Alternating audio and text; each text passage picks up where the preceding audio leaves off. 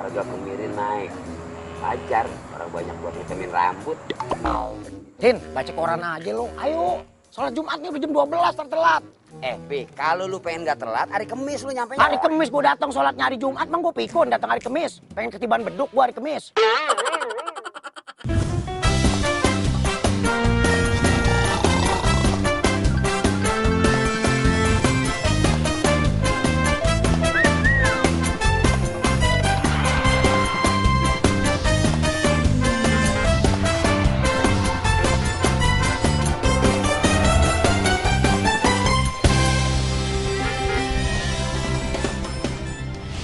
Lu kalau lagi dengerin ceramah sholat Jumat suka ngantuk nggak? Ngantuk. Emang gue punya mate, kecuali mate gue pakai lem besi baru nggak ngantuk. Ngapain? Gue bilangin, daripada kita ngantuk dengerin ceramah, mendingan ntar pas sholatnya kita nyampe. Kagak bisa begitu. Itu ceramah sama sholat udah satu paket. Kalau lu sholat doang nggak dengerin ceramah, pahle lu setengah. Kalau sholat juga dengerin ceramah juga, pahlenya satu. Itu biar paham. Tapi percuma, kita nggak sah kalau ngantuk juga ntar wudhu lagi. Apalagi namanya Ustadz Hasan, udah ceramahnya pelan banget, lembek, nggak kedengeran lagi sama gua. Ustadz Hasan maklum, dia baru baik bengek. Suaranya pelan, udah 3 kali makan anak tikus nggak baik-baik. Astagfirullah, Pi. Istighfar, Pi, istighfar. Masa Ustadz Hasan disuruh makan anak tikus? Udah kayak ular piton aja. Mending dulu yang dimakan, percis kayak tikus tuh. Tapi nggak kedengeran suaranya. Emang lo di mana dengerinnya? Di pojok. Ya pantas di pojok. Ini kan. Assalamualaikum. Waalaikumsalam. Ustadz. Pas bareng bertiga jalan. Bertiga kemana? Sembayang Jumat, sholat. Sembahyang Jumat dari Hong Kong. Lah, kok dari Hong Kong? Di sini. Di sini Ustadz di Indonesia. Nih gue udah pulang, udah beres. Astagfirullahaladzim, astagfirullahaladzim. Udah, ngusir setan nih sebelahnya. Mana, Pi? Hah? Mana setannya? Hah? Mana? Pi, kan di sebelah lu cuma gua doang. Berarti gua dong setannya. Pi, kalau ngomong lu asal jangan jeblak aja. Udah kayak jebakan tikus lu mulut lu.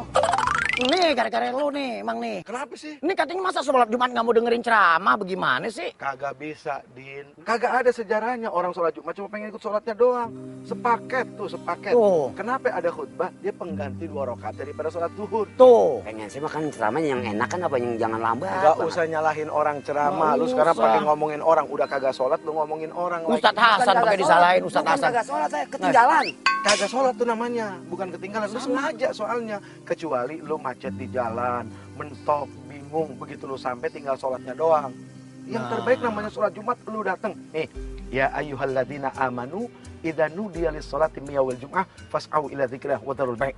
Tahu nggak lo artinya? Enggak. Ya, gue juga baru baca tadi artinya, gue kagak tahu sama. Ya bagaimana sih, Tad? Tahu Maksudnya orang yang beriman kalau kita dipanggil sholat Jumat, buru-buru datang, tinggalin tuh segala macam kegiatan sampai urusan dagang. Boleh nggak kalau kita ganti sholat zuhur? Udah. Sekarang daripada lu kagak sholat, lu sholat zuhur sana. Berarti bisa dong? Jangan ngentengin. Gampangin aja. Gampangin aja sih lu. Lu sih, Pi. Gue bilang ayo jalan-jalan. Gara-gara lu gue jadi telat sembayang tuh. Mau sembayang di mana coba kalau udah begini coba? Nah, gue mah Masa lu mau nungguin Jumat yang atu lagi? Lamaan. Gue bilang hari Kemis datangnya lu gak percaya sih. Jadi gak ketinggalan. Dibilangin sama Ustadz lu, emang bibir lu enteng banget kayak seng gelombang. Enteng gue kapas mulut gue.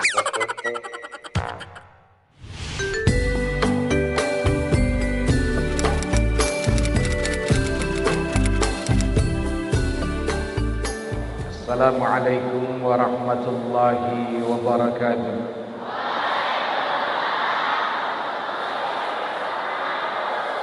Alhamdulillah, segala puji bagi Allah, Allahu Rabbul Alamin, Allah yang telah menciptakan seluruh alam jagat raya ini.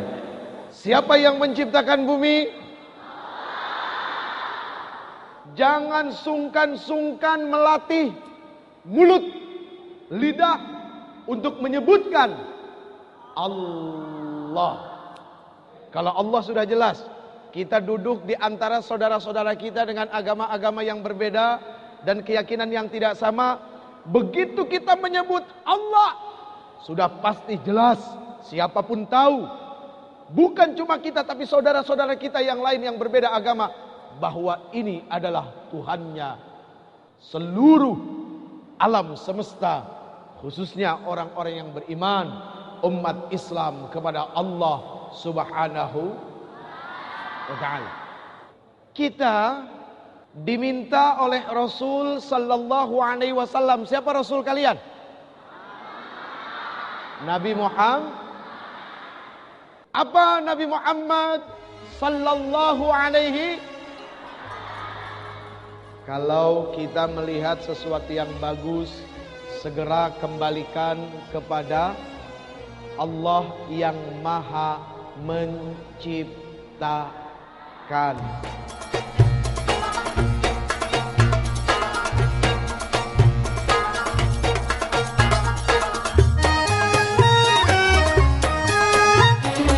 Assalamualaikum. Waalaikumsalam.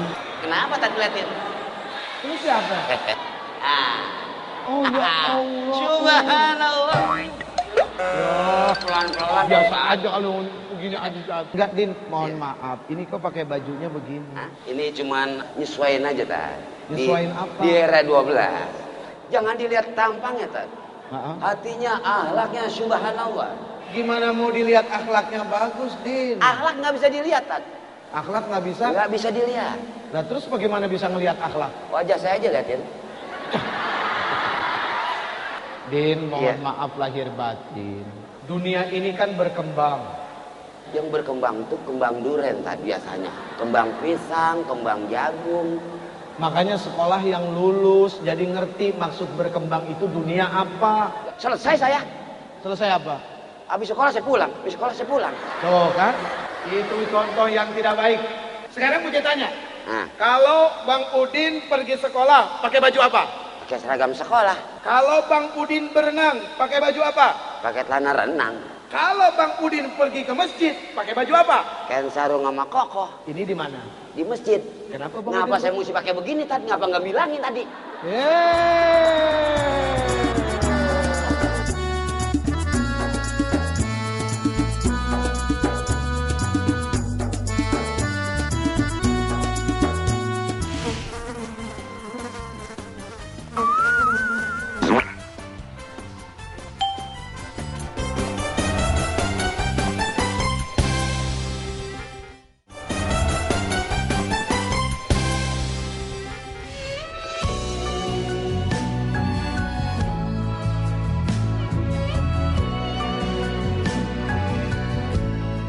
Kira-kira hidup harus gaul nggak?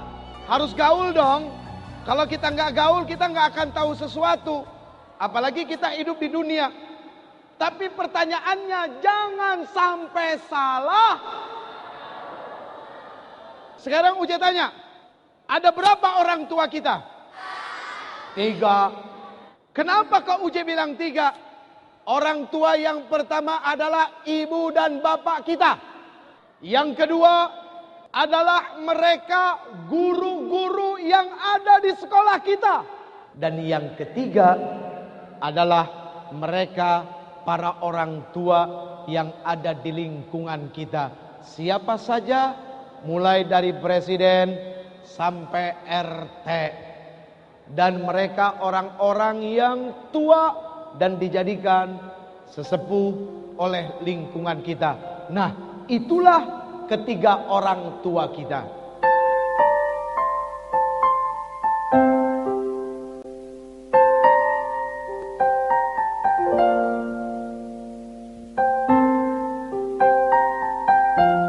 Ketika kita bicara tentang sebuah pendidikan, kemampuan ayah dan ibu untuk mendidik dan memantau hasil pendidikan anak hanya pada saat di rumah saja. Bagaimana dengan di sekolah? Di sekolah tanggung jawab pendidikan dan hasilnya ada pada guru. Di rumah jelas ada yang memantau, ibu dan bapak. Di sekolah juga jelas ada yang mengantau, yaitu guru-guru. Tapi ketika mereka berada pada lingkungan antara rumah dan sekolah, disinilah titik yang paling rawan perubahan perilaku anak kita. Jadi penting nih ketiga orang tua ini untuk bersinergi, kerjasama yang baik. Syubbanul yaum rijalul ghad, kata Rasul sallallahu alaihi wasallam.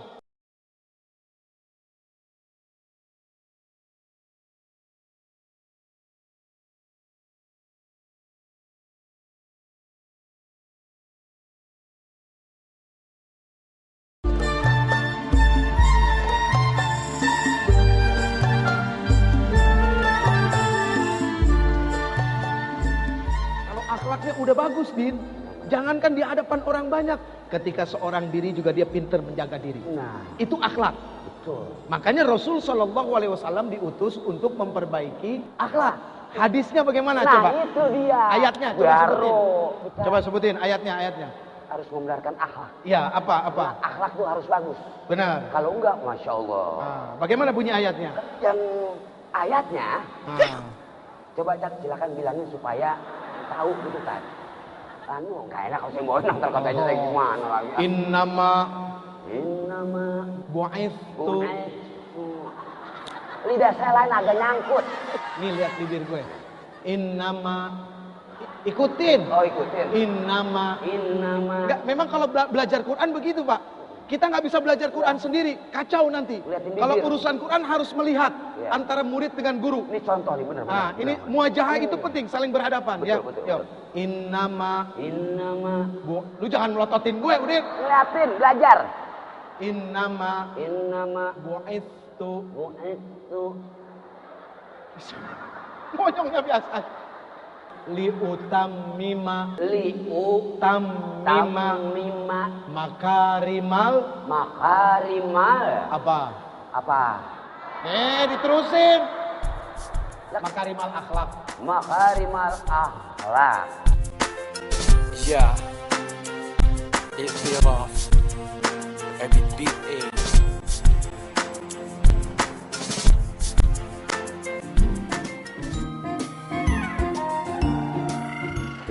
Ini kok lo harus dibawa. Lah, lu suruh jadi imam bukan petinju. Mau begini aja, ngapa jadi kayak mau diadu lo? Bergerak aja. Banget tuh sikap yang rapi. Allahu Akbar. Allahu Akbar.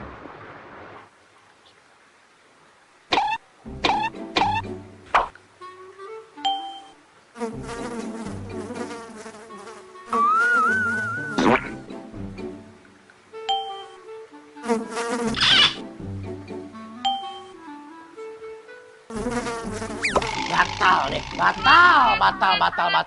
Lu ngapa sih? Udah 4 kali lu gegaruk, gue liatin. Yang batal tuh lu, Pi. Ngapain lu sholat ngitungin gerakan gua? Mendingan lu hitungin kumis lu. Berapa kali bergeraknya? Berapa coba? Hah? Lu yang batal. Kok batal gimana coba? Lah nih, kita lagi sembayang. Ngapa jadi kayak nyemot, gegaruk aja lo. Lu ngomong. Kalau gua yang imam nggak bilang gua batal. Ya tapi kan gue yang lihat, makmum gue terganggu. Nah berarti lu yang bikin gua batal. Urapan jadi imam lu, gegaruk sini. Ya makanya sebelum jadi imam pakein salep dulu jadi kagak gatel. Emang gua korengan. Assalamualaikum. Salam.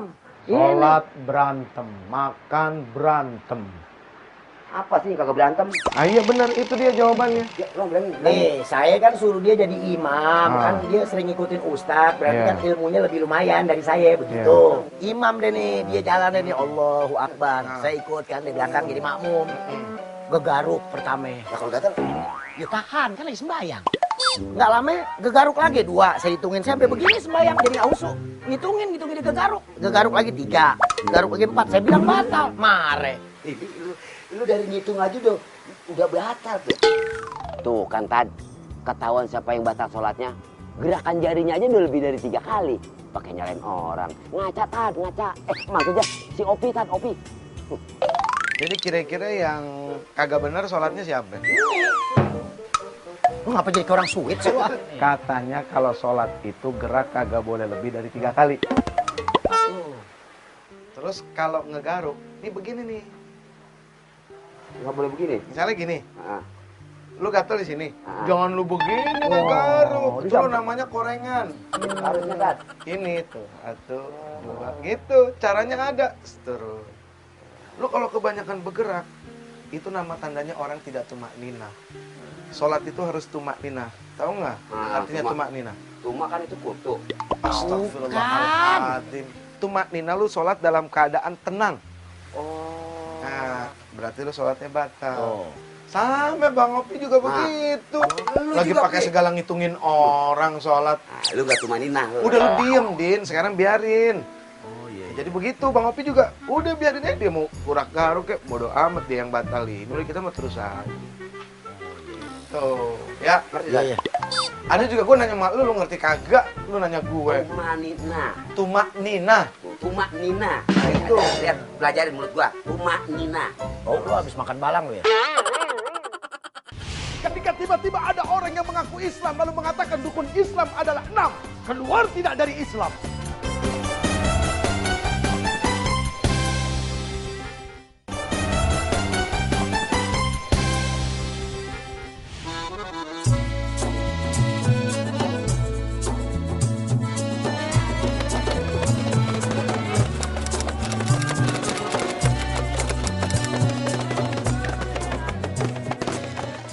Bismillahirrahmanirrahim. Assalamualaikum warahmatullahi wabarakatuh. Suatu hari ada seseorang, saya lupa ini dari suku mana. Beliau datang ingin membunuh Rasul. Ketemu dengan Umar bin Khattab radhiyallahu anhu. Ditanya, maksud kamu apa? Terang-terangan dia bilang, saya mau bunuh Muhammad. Berantem tuh 1 lawan 1. Kalah dia sama Umar bin Khattab radhiyallahu anhu. Kemudian dibawa sebagai seorang tawanan, diikat. Rasul keluar. Ini siapa? Dia mau bunuh engkau ya Rasul. Ketemu dengan aku di jalan, terus aku berantem, kalah dia. Lepasin ikatannya. Loh, lepasin. Terus ditanya, udah dikasih minum belum? Udah dikasih makan belum? Ambil susu, ambil roti. Begitu sudah dilepas, sama Rasul dikasih. Sebelum dia makan, Rasul minta dia syahadat. Dia nggak mau. Sampai 3 kali dia nggak mau. Akhirnya kata Rasul apa? Ya sudah, kamu boleh pergi. Sahabat yang lain bingung. Padahal sahabat udah nyiapin pedang buat nebas lehernya. Malah kata Rasul dilepas, pergi dia. Bingung sahabat. Tapi sahabat nggak mau banyak tanya, samaan wa ta'atan. Dengar dan taat, selesai. Apa kata imam? Kenapa dulu Islam gampang berkembang? Karena akhlak. Kenapa Islam dulu mudah diterima? Karena akhlak. Muncul di antara kekacauan akhlak. Muncul di antara kehancuran moral. Itu Islam lahir sebagai akhlak yang hebat.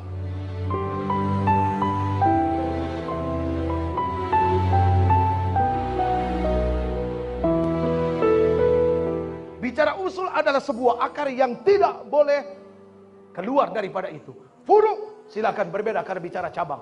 Lihat pohon, dari satu akar yang sama muncul batang, dari batang muncul dahan, muncul ranting, lalu kemudian muncul daun. Daun pasti banyak, ranting pasti banyak, tapi akar pasti satu.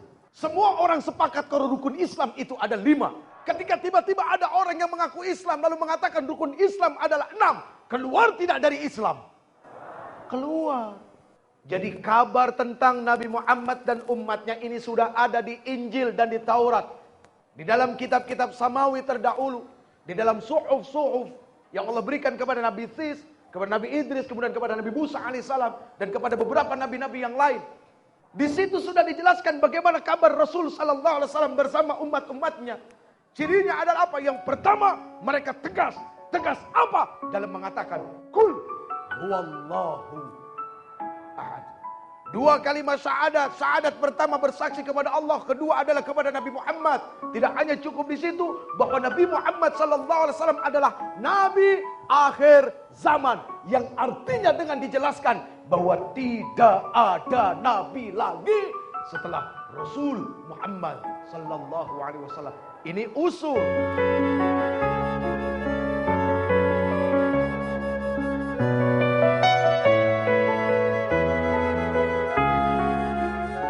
Bagaimana Imam Ali radhiyallahu an wa karamallahu wajhah? Kita sering dengar satu cerita ini. Saat itu Ali radhiyallahu an, beliau ingin memancung seseorang. Tiba-tiba diludahin. Apa yang terjadi? Ditinggalin, Pak. Dipegi. Lah, bingung musuhnya. Lah, kagak jadi nih. Ditanya, kenapa gak jadi? Waktu pertama saya mau ingin kamu karena Allah. Tapi begitu kamu ludahin saya takut karena hawa nafsu saya. Tuh, begitu. Lah ini yang digambar. Gupak. Gurak. Gurak. Orangnya udah kagak bergerak. Lu ngapain berantem sama orang udah kagak bergerak? Nah, jadi tolong please buat teman-teman kita yang muda, jangan sampai pada akhirnya kita menjadi golongan justru yang menghinakan agama kita sendiri. Umar bin Khattab radhiyallahu anhu mengatakan apa? Jangan engkau bawa marahmu dalam peperanganmu, karena tidak akan membuat engkau menjadi mulia. Semesta bertasbih padamu, sucikan dirimu. Tak Islam illa bil jamaah. Tidak bisa dikatakan Islam kalau tidak berjamaah. Bicara berjamaah pasti ada imam. Sekarang imam kagak didengar, disalah-salahin melulu imamnya. Makanya repot berantakan urusan apapun di negeri ini. Karena imamnya disalah-salahin dan imamnya dibego-begoin. Apakah karena imamnya tidak terhormat? Bukan, karena kitanya juga tidak bisa menghormati imam. Kita tidak pernah mengambil manfaat hakikat dan ma'rifat dari sholat berjamaah. Makanya di dalam kitab Wasiyatul Mustafa lil Imami Ali karamallahu wajhah, Rasul katakan, ya Ali tamanna Jibrilu ayyakuna min bani Adam li-sab'i khisalin. Pertama, as-salatul jamaah ma'al imam. Wahai Ali, tahukah engkau sesungguhnya Jibril sangat berkeinginan untuk menjadi anak keturunan Adam karena 7 perkara. Satunya adalah salat berjamaah. Ali bicara anak muda disuruh berjamaah. Suruh apa? Mengambil manfaat hakikat daripada berjamaah. Belajar jadi yang dipimpin dan belajar menjadi pemimpin. Di situ diajarkan bagaimana cara negur imam yang baik. Terus bagaimana kalau imam salah mengakui kesalahannya. Kentut yang paling halus, nggak ada yang tahu, cuma diri dia doang. Cuma dia doang. Orang kagak dengar di belakang, Pak. Tapi dia tahu ini membatalkan. Dia mundur ke belakang, ke tempat yang paling kotor. Di sana dia membersihkan diri lagi dengan berwudu. Lalu bagaimana dengan orang di belakangnya? Menggantikannya harus orang yang ngerti. Jangan yang nggak ngerti di belakang imam. Sekarang fenomena begitu, Pak. Semua orang pengen ke depan. Innallaha wa malaikatahu yusalluna ala saffil awal. Irsyadul ibad ila sabilir rasyad. Ya, malaikat itu bersalat kepada siapa orang yang berdiri di saf terdepan. Wah, berebutan orang di depan tanpa melihat diri. Kalau seandainya imam batal atau keliru, saya kira-kira ngerti nggak nih buat ngeberesinnya? Ini kagak ngerti juga. Akhirnya di belakang imam juga, imam salah dibiarin, kagak ngerti yang di belakangnya. Itulah yang terjadi sekarang. Apakah dalam kepemimpinan agama ataukah dalam kepemimpinan bangsa dan tanah air? Inilah kekacauan demi kekacauan yang akhirnya membuat hancur bangsa ini. Salatullah, salamullah, ala toha rasulillah, salatullah. Nah, pemirsa, ada tips nih dari saya. Pergi dugem bawa tekukur, pulangnya beli sepatu. Orang kata jangan pada berantem, mendingan juga pada akur. Makanya tonton terus YouTube setiap hari Minggu jam 7:30 pagi di Trans 7. Wassalam. Ciao.